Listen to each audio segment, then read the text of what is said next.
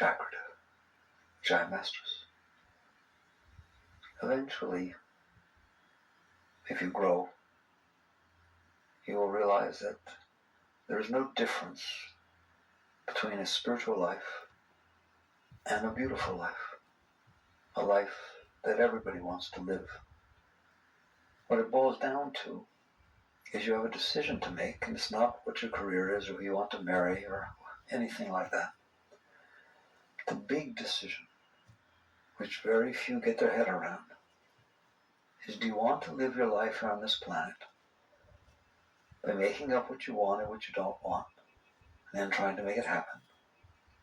Or do you want to pay attention to what's unfolding in life and try to serve it, try to participate in it, try to help life going where it's going? Those are two very, very different lives. And like I said, very few people get clear enough, comfortable enough to even know what those two lives are and that they have a decision. The normal state of one's being is not okay. It is not okay. No reason to lie about it. Lonely, scared, insecure, self-conscious, embarrassed, needing things, expecting things. I had all kinds of problems in the past. Things didn't happen the way I wanted. So I have scars inside, issues and problems and things I have to suppress and push away, otherwise they bother me. That is what's called a normal human being. That's your starting place. So you admit that. You know how you know you're not okay inside? Because of how hard you're trying to be okay. It's as if every single thing we do, every word we say, every piece of clothing we put on, every car we buy, everything is an attempt to be okay. You're trying to find somebody, you're trying to have a career that will make you okay, you're trying to have a relationship that will make you okay, you're trying to eat what will make you okay, you're just trying to impress people so you'll be okay, you're trying to be accepted so you'll be okay. It's so big, like a fish doesn't know they're in the water. It's so big that we don't even notice what's going on. So truth, reality starts with, I'm in here, and I'm not okay in here. I'm trying to be okay in here, I'm not depressed or anything. Right, that's really not okay. That's you're not okay and I gave up. All right, that's all that is. So I'm not okay, but I'm trying. That's very nice, but you're still not okay. So that's your starting place. It's not all that comfortable in here. I have to work at it. And there are times when things don't go the way I want, and I'm not okay. There are times when things do go the way I want, and I feel more okay.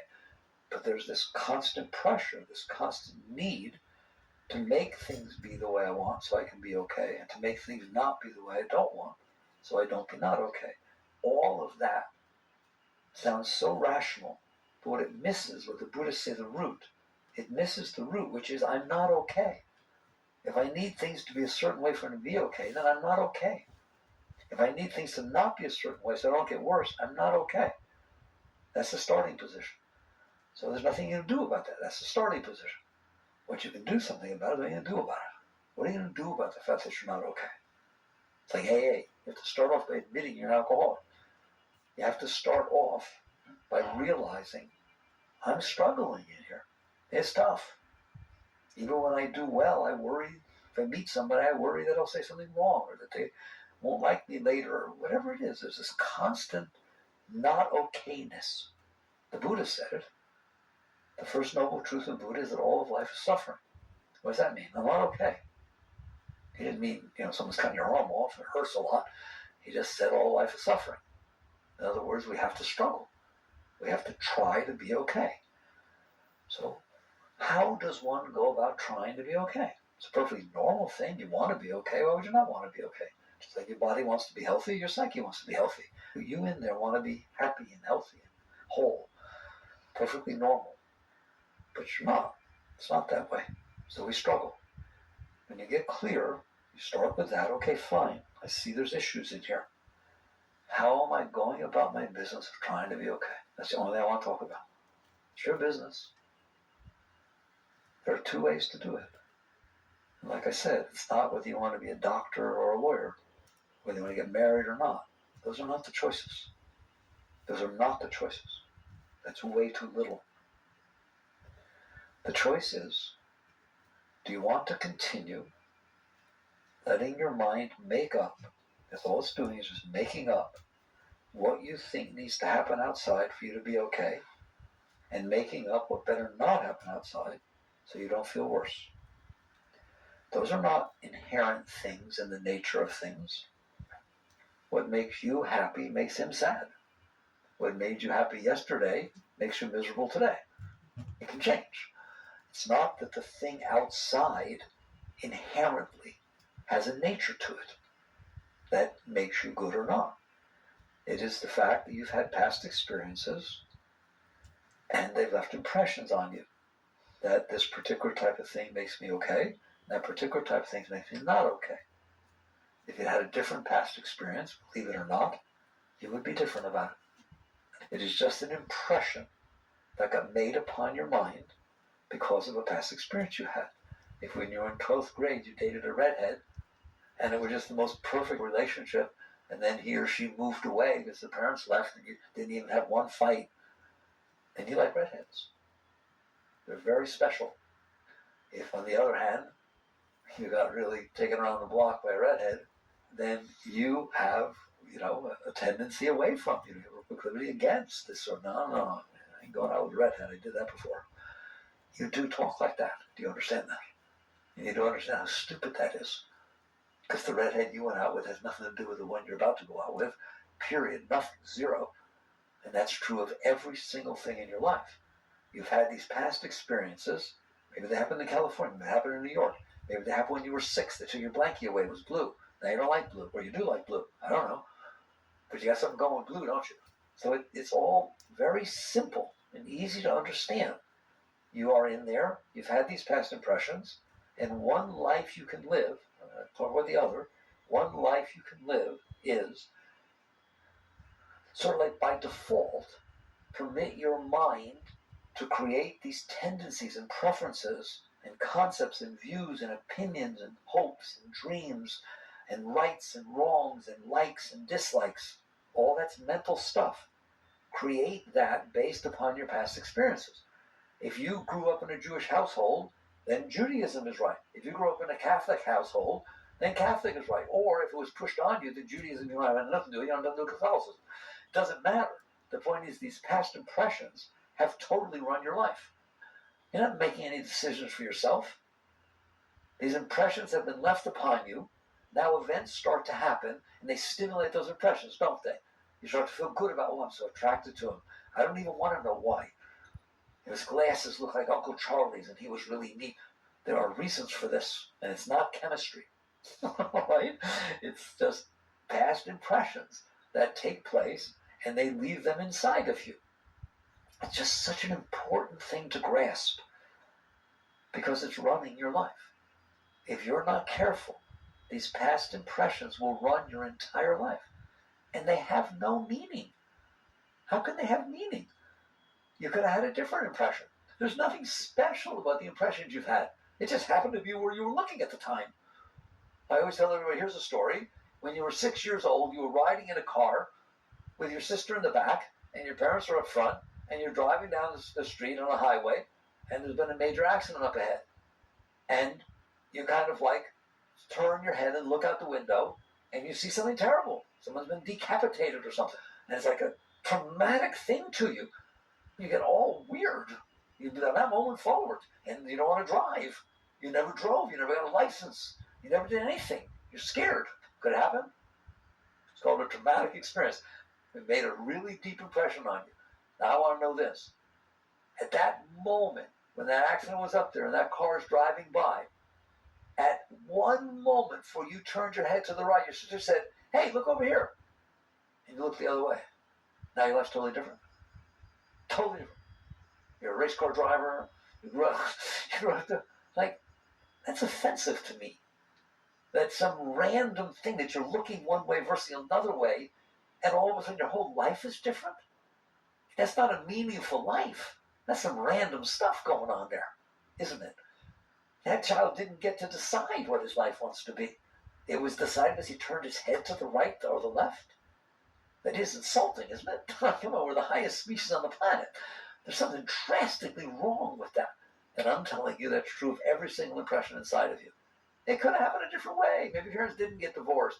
Maybe your stepdad was really neat or really bad. Who the heck knows? Anything can happen. It has nothing to do with you. They're just the unfolding of circumstances that are happening around you. And now you don't have your own life. Now you have all this stuff inside you got to be afraid of if it happens again. Now you have all these things inside that you really want to happen again. And next thing you know, you're a robot. Your life is not yours. It belongs to these impressions that are going to react when the world unfolds in front of you. If you grew up in California and you had all impressions from there, and then you moved to Florida, how dare you bring those impressions with you? They have nothing to do with the moment that's unfolding in front of you, do they? What's unfolding in front of you wasn't even in California with you. It doesn't even know what you have inside of you, does it? It's a totally different situation. How can it be that the situation that's unfolding in front of you now, the reality, is going to hit this stuff that you stored from before that has nothing to do with it and cause reactions inside of you that determine how you behave? Wow, what happened to freedom? What happened to free will? What happened to choice? What happened to anything? It's an insulting way to live. And some people decided, I ain't living that way. But very few. But that's what we're here to talk about. There is an entirely different way to live. But let's make sure we have that one down. Because you deal with it every day, don't you? Every moment of every day. Things unfold outside. I'm telling you, those things outside have nothing to do with you. Any ever study physics? You ever heard of the thing called the quantum field? That when they studied down there and looked all the way down, they found atoms. And then when they got past the atom, where they find quarks and leptons and bosons and these subatomic particles. And they're kind of popping out of this field. Isn't that what creates what's in front of you? If you ask any scientist in the world, they're going to tell you that's what creates what's in front of you. Which one of you are making the bosons, leptons, and quarks pop out of that field the way they are? Not one of you, are you? Then how in the world can what's in front of you have anything to do with you? The atoms have nothing to do with you. The subatomic particles have nothing to do with you. And since what's in front of you is nothing but the subatomic particles put together, I want to blow your mind. I want to challenge you to understand how lost we are. You can go into a science class and study this and then walk out and argue with somebody who's walking across the street. You're arguing with bosons and leptons and quarks. You're arguing with what's coming out of the quantum field, aren't you? Because that's all that's in front of you. So a wise person wakes up and realizes what is unfolding in front of me has absolutely nothing to do with me. I mean, here, I've been in here my whole life. That hasn't been there my whole life. That doesn't even know my whole life. It has absolutely nothing to do with me. It is the result of the forces that caused it to be the way it is. You ever hear something called cause and effect? All the causes that ever happened culminated in the moment in front of me. I wasn't even there. Therefore, it has nothing to do with me. Doesn't seem like that, does it?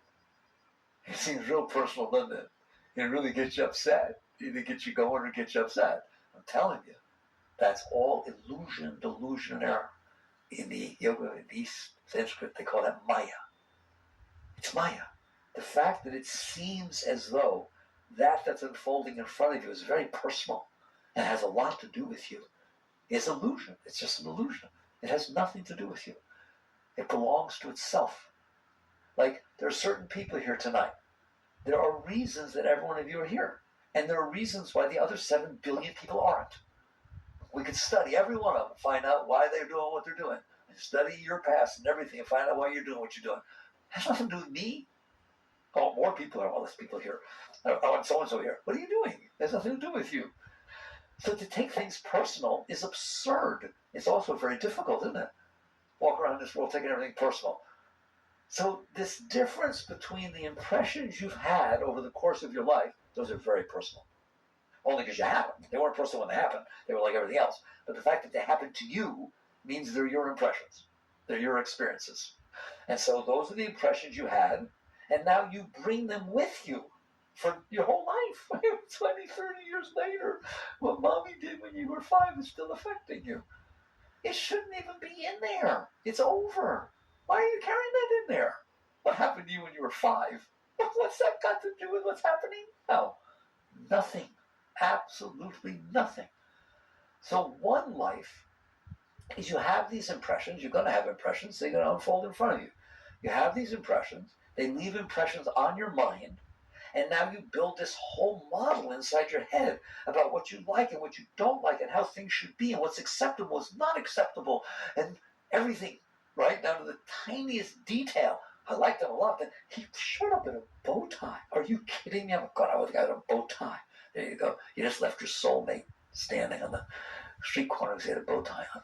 And the reason he had a bow tie on is because he loved you so much, and his father proposed to his mother in a bow tie, and he always thought that was so romantic. That's why he put the bow tie on. We just miss it, don't we? Woo! It's so funny. It's ridiculous.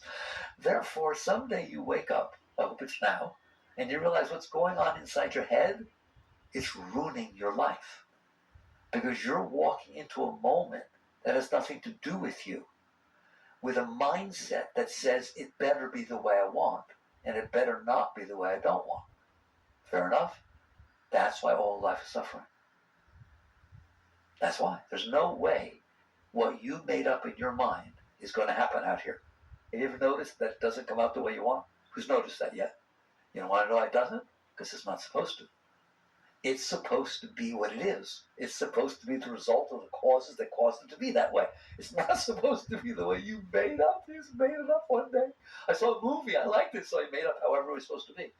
I read a book. Wow, it really changed me. What do you mean it changed me? Made a big impression. I used to not like motorcycles. Now I like them. And I used to, wow, weird. Totally weird. And not only did it change me, it better change the world in front of me. Otherwise, I'm not happy. It's as simple as that. And so now you have this friction. And it makes me cry. I'm telling you. That's why life seems so difficult. Life is not difficult. Life is beautiful. Life is amazing. But it's not amazing if you've decided how it should be and you're getting upset if it's not that way. And you know you're doing that, all right? All the time. The driver in front of you, the weather, how somebody talked to you, how close they're standing next to you in the elevator. You just realize I am making a complete mess out of my life. Not life is a mess. I am making a complete mess out of my life. Why? Because you made up how it's supposed to be, when in truth it has nothing to do with you, and therefore you're getting upset that it's not the way you want. Every little thing. So what's the alternative? There is another way to live. Very few know about it. The other way to live is truth. The world unfolding in front of me belongs to itself, belongs to physics, belongs to the quarks and leptons and the four fundamental forces. All right? If you change the voltage, the power of an electron, just change it by 0.000000001. Nothing is here the way it is now. The covalent bonds will bond together the way they are. Atoms will put together the way, right or wrong. The world belongs to itself. The moment in front of you is the way it is because of every force that ever happened before and because of the forces that are causing it to be the way it is, and none of them have to do with you. There's not one of you that wake up in the morning and the world comes to you and says, excuse me, ma'am, how do you want things to be today? With the weather, you forgot to tell me about the weather. What about Paul? How do you want him to act? How close do you want him to stand? Should he call you 2 or 3 times? The world isn't doing that. It's behaving in accordance with the forces that cause it to be the way they are, and it's not you. Who's willing to look at the truth and live it? So somebody who's not willing to look at the truth, I'm telling you, and I won't belabor it, they're going to go through their entire lives. Not like you get older, you get wiser. You get older, you get more stuff. You've had more impressions. You have more stuff that freaks you out. More stuff that didn't happen, that you're resentful and sad. And oh my God, it's weird. So basically, you're going to collect this stuff. You have no choice. The stuff's going to happen. You're going to collect it. You're going to store it based on how it hits you. I liked it. I didn't like it, which is all going to be based upon your past impressions. So you're constantly piling impressions on top of impressions on top of impressions. In yoga, we call them some scars. They literally talked about this stuff thousands and thousands of years ago in the Upanishads and the Vedas. And the Buddha talked about it. So basically, you have this stuff stored inside, and it creates a veil. It creates a mental veil, the personal mind, through which you look, and then the world, when it happens, you don't get to experience it actually happening. You only experience what happened, how it hits your stuff. So there's this reaction. Every single thing you see or hear Something goes on inside, doesn't it? The mind has something to say about it. Something's going on. You're interacting with yourself. You're not interacting with the world. The litmus test I always give people, a lot of you are new, I'll give it again. Next time you're having a conversation with somebody, doesn't matter who it is, friend, lover, parent, I don't care, is in there talking. Now it's their turn to talk. I want you to honestly watch from inside and see whether you're actually listening to what they're saying or listening to what your mind says about what they're saying. I don't agree with that. I can't believe she said that. It's ridiculous. She didn't belabor that point. It's crazy, right? Well, I agree with that. Yeah, I had a situation. That's what's going on while you're listening to that person. That means you're not listening to that person. You're listening to you. You understand that? And then the worst, because I've checked it out, it's embarrassing. Then the worst is you're not listening to them. You're not even listening to what your mind is saying about what they're saying. You're thinking about what you're going to say when they finally stop talking. Check it out. Okay? You're going to find out we're messed up. So one way to live is you have all these impressions, and now you have to struggle to try to be okay. And I'm telling you, when you live in that personal mind, the only way you're okay is if things happen the way it wants. It has to be exactly the way it wants. Including the weather. How many times the weather got you upset? Because it rained when you didn't want it to. Because it was hotter than you want it to be. How far can we go here? That we're letting things that have nothing to do with us mess us up. So that's one way to live. Another way is completely different. The other way is to wake up in the morning and say, I am not the creator of the universe. Newsflash. I always say to everybody, God is, science is. I don't care. Whatever your flavor is, makes no difference to me. Later we can talk about that if there's a difference. But from what I'm talking about, this is the day the Lord hath made. This is the day the quarks and leptons and bosons hath made. Fine with me. Maybe it'll turn out to be the same thing. But the net result is, it ain't me. I didn't make this. And so when I wake up in the morning, I'm going to be excited to see what happens next. What do you mean? I'm just happen to be on the planet Earth, and there's going to be stuff unfolding in front of me, and I'm going to get to see it. Do you know the moment you're experiencing has never happened yet?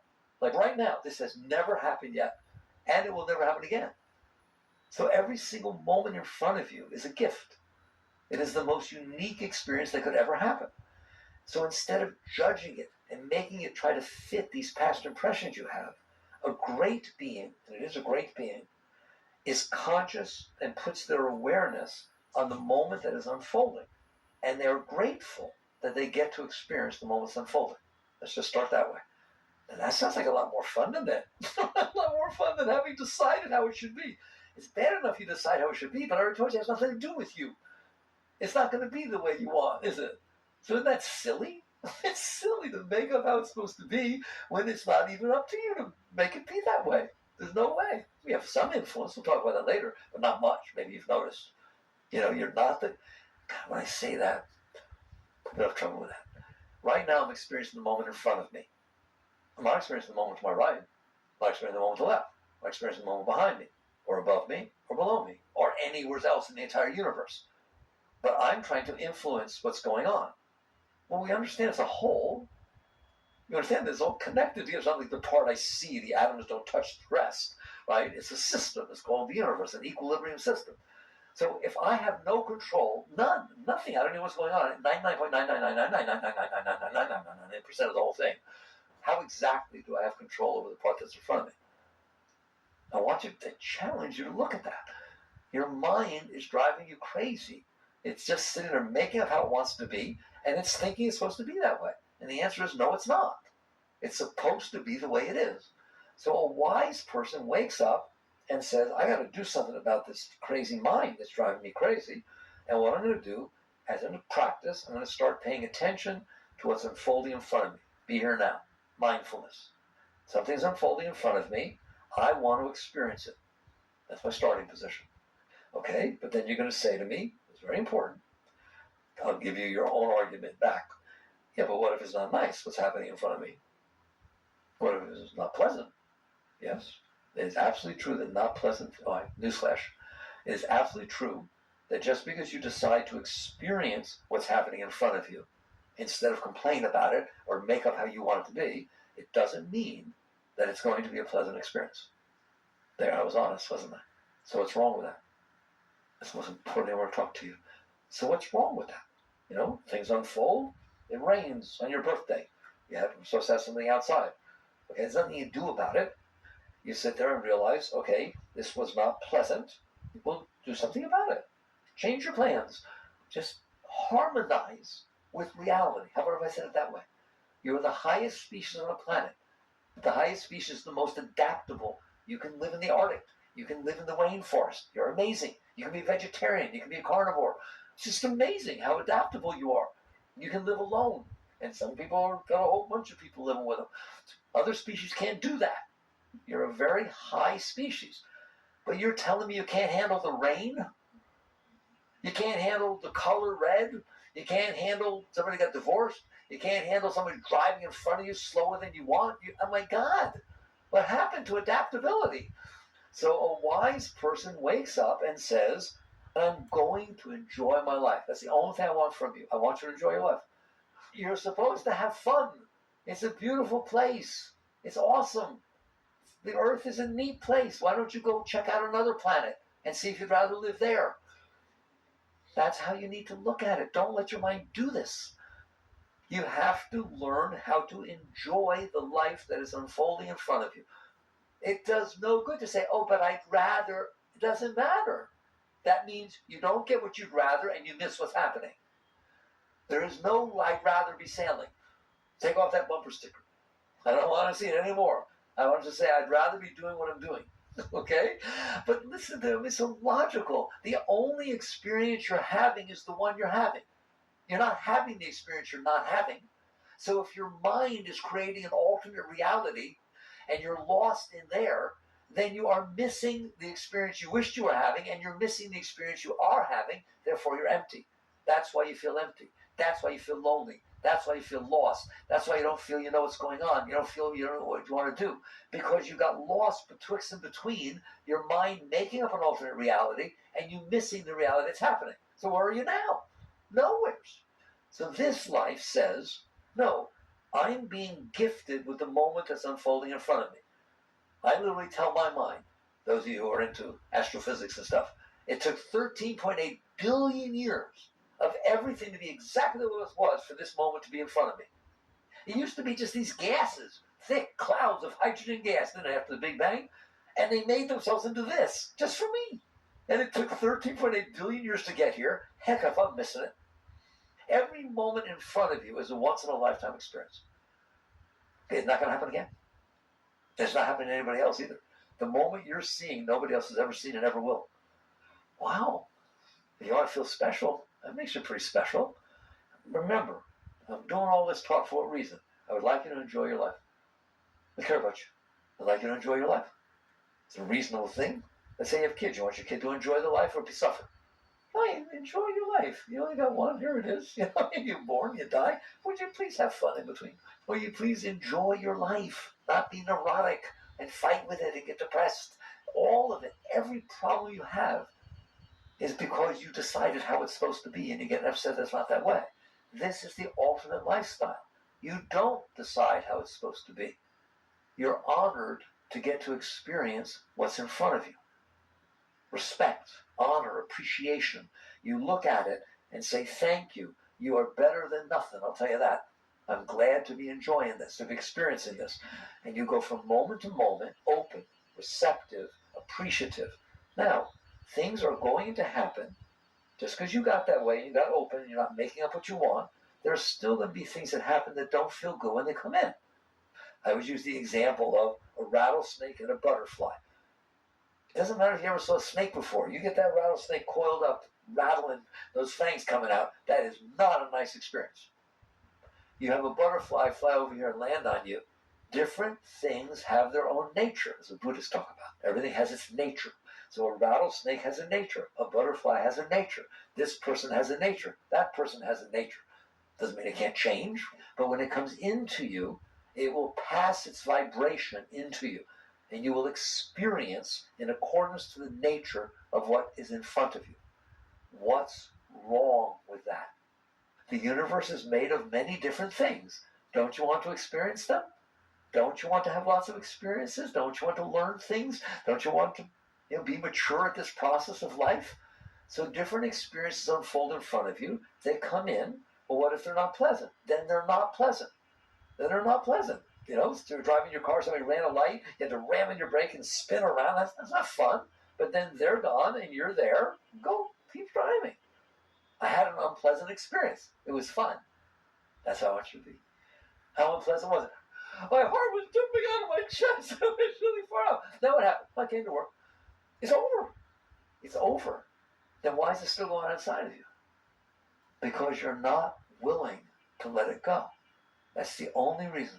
If it is not going on outside anymore, it should not be going on inside anymore. I'm challenging you. Why would I keep hanging out with moments that happened 20 minutes ago? I got the moments that are happening now. I'm busy. Sorry, I'm busy. You guys all got TVs, right? Nowadays, you have pause buttons. When I grew up, you didn't pause the TV. You just kept going. There was nothing you could do about it, right? Now I like you got pause buttons. When you pause it, the thing stops on the screen.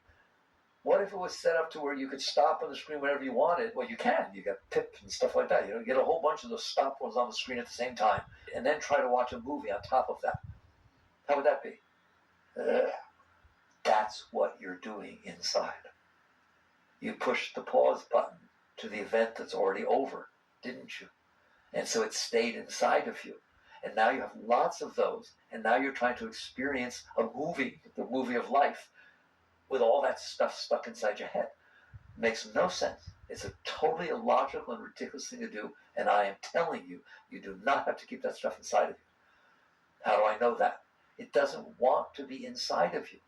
What do you mean? Doesn't it keep trying to come up? Stuff you stored in there, you see something, you hear something, you smell something, all of a sudden you're back with mommy. Anything can stimulate it.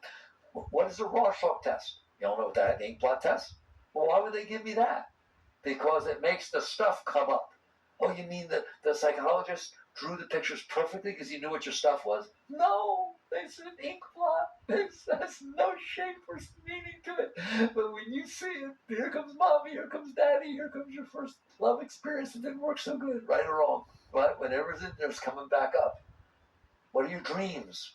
Whatever's in there coming back up. It doesn't want to stay in there. What do you do when it comes back up? What do you do if you had an experience that wasn't comfortable and then something stimulates it? What do? You push it back down, don't you? You have hands in there, don't you? Well, just a second. All right, I'm all right. You need a second to do, I'll push it back down. Or you yell at somebody. I told you not to talk about that. I'm not comfortable talking about that. Do you hear me? I'm telling you that stuff is not supposed to be in there. It's in there because you keep it in there. You use your will to push away from you things you don't like. So if you had a rattlesnake in front of you, you didn't like the experience, now you won't go into a reptile exhibit. Even if they're in cages and aquariums, you won't go see them. If you did that with that rattlesnake. In fact, you won't walk in the woods. You want to go to the Rockies? Come on, you're dating somebody. We'll go. Are there snakes there? Yes, I'm not going. Really, I'm telling you, people are like that. Why is that rattlesnake that you saw 7 years ago running your life? The poor rattlesnake, he crawled away a long time ago. He's gone. Why is he still inside of you? It is not supposed to be in there. You're supposed to have had the experience, so now you're an experienced rattlesnaker. Everything's that way until you make it not be that way. Until you store it inside of you and it becomes disproportionate and it rots in there, doesn't it? And it grows and you end up with all these scars inside of you. So a wise person does the following. They sit there and say, I'm going to enjoy my life. Thank you. Not things have to be exactly the way I want for me to enjoy my life, because then you'll never enjoy your life. And nothing bad better happen to me or I'll never enjoy my life. I'll resent it forever. Then you'll never enjoy your life. A wise person says, I'm going to enjoy my life. Period. No matter what. Unconditionally. That's my goal. That's my career. Everyone has to pick a career. I picked one. I'm going to enjoy my life. And that's a good career, isn't it? Why do you want to pick a particular career? Because you think it'll help you enjoy your life. Why not pick the career that says I'm going to enjoy my life? You want a relationship. Why do you want a relationship? So I can feel love. Why not say I want to feel love? You want to share in a relationship? Fine.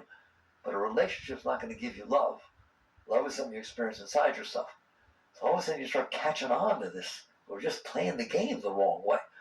And you sit there and say, I am going to enjoy my life. I'm going to enjoy my life no matter what. There's absolutely nothing want to get really high? There's nothing that will ever happen that will ever make me stop enjoying my life.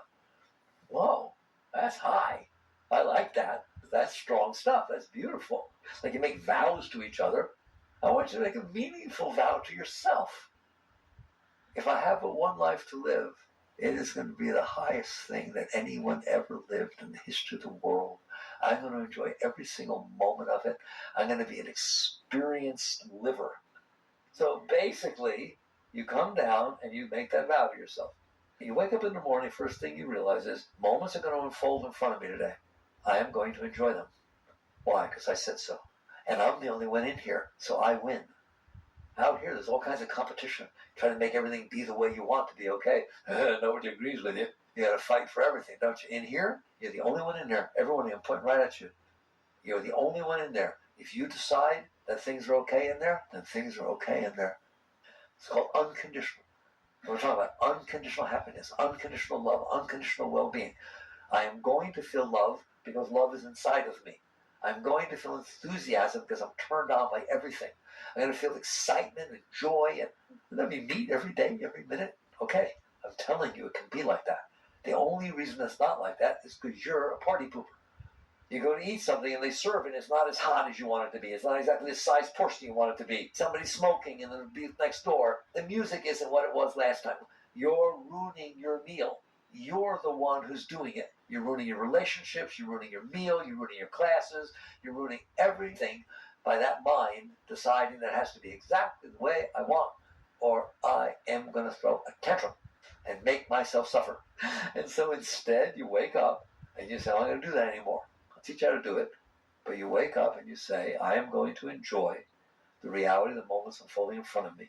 They took 13.8 billion years to get here. They're the quarks and leptons of reality unfolding in front of me. And man, I am going to say thank you. I am going to appreciate it. I'm going to enjoy it. I'm going to be open to it. And I'm going to learn. That's the difference. Every experience I have is my teacher. If you never touched a stove before, you don't know anything about it. You touch it once, you know. Doesn't mean you don't buy a stove. Doesn't mean you don't cook ever again. It means you become a knower of the hot stove.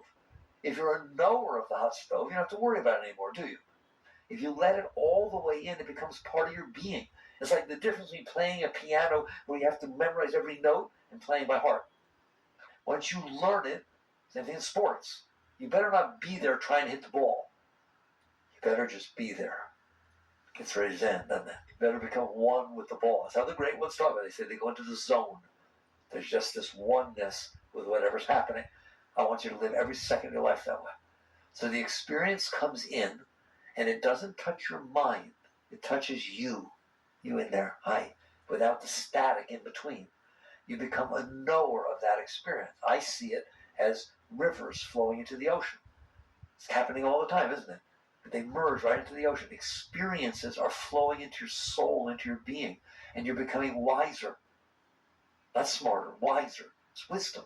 You're now a knower. I always ask everybody, would you rather go on a hike with someone who's never seen a rattlesnake or somebody who's seen plenty of them? There's not even close. Would you rather have no experiences in life or have experiences? And so it's everything's the same. You see life like a sport. You're practicing. You're learning. It's making you wholer and greater. Every single experience you have is a gift, and it makes you a greater being. Are you not greater because you now had another experience? The only way you're not better is you resist the experience. But you did that. If I sit there and push it away and no, I'm never getting married again. This didn't work out. I never wanted to get divorced. My parents were divorced. I swore I would never get divorced. I can't believe I'm never going to date. I'm never going to. You did that. You had an experience. You learned from it. You'll probably be much better in your next marriage if you have another one because you saw where it went south. You catch on. You come into the moment and you appreciate it and you say thank you. If it comes in and it's pleasant, you say thank you for sure. You enjoy it. You imbibe it. You let it touch your whole being. If it comes in a moment and it's not pleasant, you say, I want to learn. I want to learn how to handle all the different moments of life. And so you open. You don't resist. You don't push it away. You open up. Okay, so now you're living a life of appreciation, of gratitude, and of total learning. Every second of your life is your teacher because you're having an experience you didn't have before. And so you let it in. Now what? Now you come to the next level, which I know you want to hear. Does that mean life is completely passive? I don't do anything. I just sit in here and experience the unfolding of the reality in front of me. Yes, you sit in there and experience the unfolding reality in front of you. Now you interact with it. Not while you're reacting. Not while you can't handle it. I can't handle what you said. Now I'm going to deal with it. No, you won't deal with it. You'll deal with the fact that you can't handle it. If I can't handle what you said to me, I'm not going to be dealing with you. I'm going to be dealing with me, aren't I? Everything you do from that moment forward will not be about fixing the situation outside. It will be about fixing the situation inside. I'm freaking out inside is what you said, or what I think you said, or what you might say. And everything I'm going to say is to protect myself from myself. It will have nothing to do with the situation outside. It will have my reaction to the situation, and you will do terrible. You'll make a complete mess of your relationships, of your finances, of everything, because you're living based on the wrong thing. So now I've not done that. I've let this moment come in, and I'm experiencing it fully. Now what? Even if it's unpleasant, I'm present, I'm here, I'm experiencing it. Now look to see if there's something you're supposed to be doing. Not because you want to fix yourself, not because you can't handle it. You can handle it. Go being centered. You're present. I'm present in the moment. Now look and see. Is it asking something of you? So if somebody walked by and didn't say hello to you, a friend of yours, say hi, they kept walking. You don't know. Did they not hear you? Are they mad at you? Did somebody tell them something that wasn't true? It's like, I don't know. Your mind will go crazy. Don't act on that, please. Don't go running after them. Don't call them with the phone. It's like, basically, if you can handle it, then open your eyes and see if there's something you're supposed to be doing. No, they're gone. But I don't know why they didn't do it. Well, you don't even know they heard you. What are you going to do? Make up a reason? Well, there could have been 6 different reasons that happened. I'll pick one and act on it. No, just let it go. If it comes back, deal with it then. It always works out better. Once you learn to do this, you'll come to me and say, wow, I'm so grateful. I would have made such a mess out of so many things the way I was before. Now they're gone and nothing even came back. It wasn't anything. Next time you see the person, you don't even ask, why did you not say hello to me last week? You just find out they're friendly and you say, okay. That's how I am all the time. Oh, thank God, nothing's wrong. Okay, I'm glad I didn't say anything. I don't even care why. Why? What do I care why? I just care that we're fine and there's no problem. Maybe they're in a bad mood. Fine, they get to be in bad moods. But the point is now it's fine. If it's not fine the next time, then we'll deal with it then. I'm telling you, it works out fine. There are times where you don't have to interact, right? There are times when you do have to interact.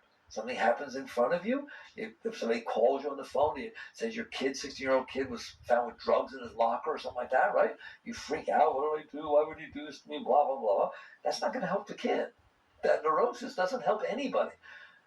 Now that you let it go and you honored and respected the moment, it's still there. You need to deal with it. You need to go down to the school and meet the principal. You need to deal with the kid. Do your best. Bring your best game. Don't bring your neurotic self. Don't bring your mess. Bring your best being into the moment you're dealing with. So I always get down to the highest way to live is let go of your personal self. There's no use for it. Don't even bother deciding what you like, what you don't like. They're just a problem. It's unfolding, good.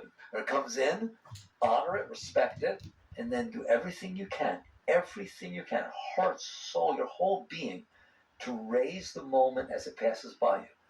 Is there something I can do so that moment is better off because it passed before me? I mean, every moment. No moment's bigger than another one. Each moment is what life is creating at that moment for you. It's all equally as important. You start by saying, I owe the moment that is in front of me my whole being. And so I give myself to it. If I'm sweeping a floor, I do the best I can. If I'm studying for a test, I do the best I can. If there's a car accident, I stop to help the people that are in the car accident. Eventually it gets so easy, it's ridiculous. When you put aside your personal self, you just do everything you can to serve the moments that are unfolding in front of you. And you will find out that the next moment comes, and you're not doing anything, but yet everything's happening. You're participating in life. And you'll find out that if you participate in life, the combination of you, your will, your consciousness, and life do a way better job than life is unfolding and you're fighting it. You're doing everything you can to make it be your way, which it never will be anyways. And so most people have no idea how harmonious. What we just talked about right there is what Lao Tzu meant by the Tao. If any of you ever studied the Tao Te Ching, the Tao, that balance where you're merged with the moment in front of you, where there's no disharmony, okay? It doesn't mean everything's the way you want. It means you're in harmony with what is. The Tao means the way it is, okay? And you've come into harmony with that. All of the deep teachings exist exactly what we just talked. All of them, including mystical Christianity and the Kabbalah. They're all about letting go. Christ said you must die to be reborn. That's what we just talked about. You have to die of the personal, all this junk. And if you do, you're going to find out that the person who's left is a very great being. You're a very great being. Not only is there nothing wrong with you, it's way past that. You in there, hi, you in there who's struggling to be okay, are so okay, I can't even talk about it. You're a very great being. Very great being. So those are the two lives. Do you see them? They're both open to you. They don't cost money. They have nothing to do with how smart you are or how tall you are. They have to do with you. Did you catch on yet? This world out here is not here for you to manipulate your problems and try to solve them, your little psychological problems with the world outside. You're in here and you can be of service. You can do something beautiful with your life. And then when you harmonize with life, great things happen. It seems like you're doing nothing, and all of a sudden people come to you and say, God, you helped me so much. It was amazing. You said just the right thing. You don't even know what you said. It happens all the time. Because you're in harmony with what's unfolding. You will be in harmony with what's unfolding. That's the spiritual life. And I started by telling you, the spiritual life is exactly the same as the beautiful life. And the beautiful life is exactly the same as the spiritual life. You have to read books, you don't have to do any of that kind of stuff. It's about what you're doing inside yourself. Most of you are very young. You make a decision early in your life. Do you want to suffer? Do you want to suffer? Do you want to go through your life fighting with everything and everybody to try to make them be what you want? Because you never will. Nobody has ever made it be what they want. Or do you want to enjoy, appreciate, and serve and raise the beautiful moments that are being given to you that are unfolding in front of you? You have to work with yourself. Because now we're caught in our personal stuff. That's what meditation is about. That's what all this stuff's about, is learning to extricate your being, your consciousness, from this mess that's going on inside your mind. And if you do that, it will fall off naturally. It will just fall off. It won't be left there. So beautiful. Chakra.